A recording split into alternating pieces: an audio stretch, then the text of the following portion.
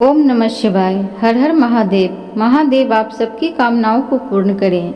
आप सबका स्वागत है आपका अपने YouTube चैनल पुष्पा शर्मा हिंदी कहानियाँ में। प्रिय भक्तगण, आज सावन माह का 11वां दिवस है। आज मैं आप सबको रोटक तथा उदुम्बर व्रत का वर्णन करने जा रही हूँ। आप सबसे निवेदन है कि कृपया वीडियो को अंत तक सुने और कहानी अच्छी लगे तो चैनल को लाइक शेयर सब्सक्राइब जरूर करें। तो चलिए कथा को श्रवण करते हैं। सनंत कुमार बोले, हे देव, सावन मास के वारों के सभी व्रतों को मैंने आपसे सुना, किंतु आपके वचना अमृत का पान करके मेरी तृप्ति नहीं हो रही है। हे प्रभु, सावन के समान अन्य कोई भी मास नहीं है, ऐसा मुझे प्रतीत होता है। अतः आप तिथियों का महत्व बताइए। ईश्वर बोले, हे सनंत कुमार, मासों में कार्तिक मास श्रेष्ठ है, उसमें भी श्रेष्ठ माघ मास कहा गया है। उस माघ से भी श्रेष्ठ बैसाख है और उससे भी श्रेष्ठ मार्गशीर्ष है, जो श्री हरि को अत्यंत प्रिय है।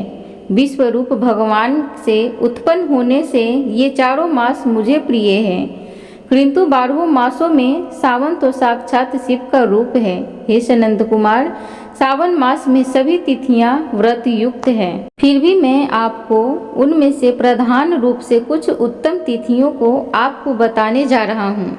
सर्वप्रथम मैं तिथि तथा वार से मिश्रित व्रत आपको बताता हूँ। सावन मास में जब प्रतिपदा तिथि में सोमवार हो तो उस महीने में 5 सोमवार पड़ते हैं।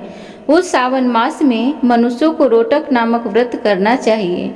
यह रोटक नामक व्रत 3.5 महीने का भी होता है। यह लक्ष्मी की वृद्धि करने वाला तथा सभी मनोरथों की सिद्धि करने वाला है। हे मुने, मैं उसका विधान बताऊंगा, आप सावधान होकर सुनिए। श्रावण मास के शुक्ल पक्ष में प्रतिपदा तिथि को जब सोमवार हो तब विद्वान प्रातः काल यह संकल्प करें कि मैं आज से आरंभ करके रोटक व्रत करूंगा। हे सूरश्रेष्ठ, हे जगत गुरु, मुझ पर कृपा कीजिए। उसके बाद अखंडित बिल्व पत्रों, तुलसी दलों, नीलोत्पल कमल पुष्पों, कहलार पुष्पों, चंपा तथा मालती के पुष्पों, गोविंद पुष्पों, आँख के पुष्पों, उस ऋतु तथा काल में होने वाले नाना विधि अन्य सुंदर पुष्पों, धूप दीप नैवेद्य तथा नाना प्रकार के फलों से शूलधारी महादेव की प्रतिदिन पूजा करनी चाहिए। विशेष रूप से रोटकों का प्रथम नैवेद्य अर्पित करना चाहिए।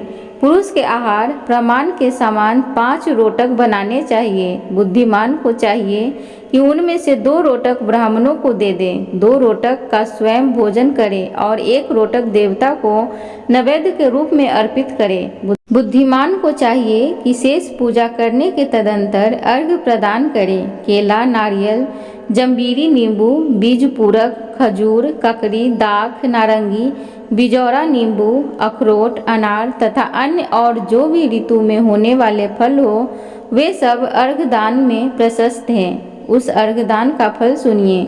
7 समुद्र सहित पृथ्वी का दान करके मनुष्य को जो फल प्राप्त करता है, वही फल विधान पूर्वक इस व्रत को करके वह पा सकता है। विपुल धन की इच्छा रखने वालों को यह व्रत 5 वर्ष तक रखना चाहिए। इसके बाद रोटक नामक व्रत का उद्यापन कर देना चाहिए। उद्यापन कृत्य के लिए सोने तथा चांदी के 2 रोटक बनाएं। प्रथम दिन अधिवासन करके प्रातः काल शिव मंत्र के द्वारा घृत तथा उत्तम बिल्व पत्रों से हवन करें। हे तात, इस विधि व्रत के संपन्न किए जाने पर मनुष्य सभी वांछित फलों को प्राप्त कर लेता है। हे सनंत कुमार, अब मैं द्वितीय के शुभ व्रत का वर्णन करूंगा, जिसे श्रद्धा पूर्वक करके मनुष्य लक्ष्मीवान तथा पुत्रवान हो सकता है। औटुम्बर नामक वह व्रत पाप का नाश करने वाला है। शुभ सावन का महीना आने पर द्वितीय तिथि को प्रातः काल संकल्प करके बुद्धिमान को विधि पूर्वक व्रत करना चाहिए। इस व्रत को करने वाला स्त्री हो या पुरुष, वह सभी संपदाओं का पात्र हो जाता है। इस व्रत के प्रत्यक्ष गूलर के वृक्ष की पूजा करनी चाहिए, किंतु गूलर का वृक्ष न मिलने पर दीवार पर वृक्ष का आकार बनाकर इन 4 मंत्रों से उनकी पूजा करनी चाहिए। हे उटुम्बर, आपको नमस्कार है। हे हेमपुष्प, आपको नमस्कार है। हे जंतु सहित फल से युक्त तथा रक्त अंड तुल्य फल वाले, आपको नमस्कार है। इसके अधिदेवता शिव तथा शुक्र की भी पूजा गुलर के वृक्ष में करनी चाहिए।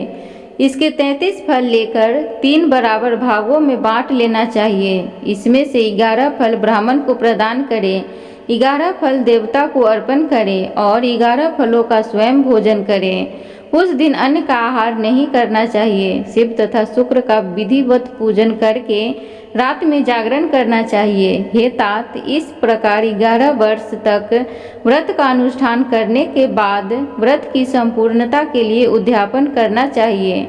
सुवर्ण में फल, पुष्प तथा पात्र सहित एक गुलर का वृक्ष बनवाएं और उसमें शिव तथा शुक्र की प्रतिमा का पूजन करें। उसके बाद प्रातःकाल होम करें। गुलर के शुभ कोमल तथा छोटे छोटे 108 फलों से तथा गुलर की समिधाओं से तिल तथा घृत सहित होम करें। इस प्रकार होम कृत समाप्त करके आचार्य की पूजा करें। उसके बाद समर्थ अनुसार 100 अन्यथा 10 ब्राह्मणों को ही भोजन कराएं। हे वत्स, इस प्रकार व्रत किए जाने पर जो फल होता है उसे सुनिए।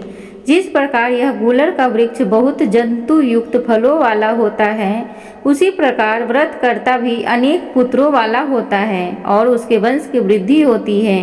यह व्रत करने वाला सुवर्ण में पुष्पों से युक्त वृक्ष की भांति लक्ष्मीप्रद हो जाता है। हे सनंत कुमार, आज तक मैंने किसी को भी यह व्रत नहीं बताया था। गोपनीय से भी गोपनीय इस व्रत को मैंने आपके समक्ष रखा है।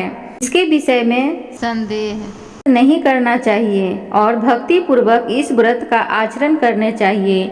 एक बार प्रेम से बोलो देवाधिदेव महादेव की जय हो।